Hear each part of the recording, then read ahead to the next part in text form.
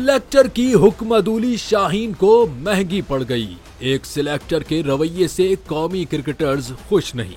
Pacer को 4 रोजा match खेलने से गुरेज पर टेस्ट स्क्वाड का हिस्सा नहीं बनाया गया। तफसीलात के मुताबिक शाहीन शाह अफरीदी को उम्दा फॉर्म के बावजूद जनूबी अफ्रीका से टेस्ट सीरीज में मौका नहीं दिया गया। उन्होंने वनडे सीरीज में सबसे ज्यादा 7 विकेटें लेकर टीम की कामयाबी में अहम किरदार अदा किया था। सराय का कहना है कि शाहीन को स्क्वाड का ऐलान होने से कबल एक सिलेक्टर ने फोन करके 4 रोजा मैच खेलने का कहा। वो बाज़ वजूहात की बिना पर ऐसा ना कर पाए। इसे हुक्म अदूली समझते हुए उन्हें टेस्ट स्क्वाड से ही बाहर कर दिया गया।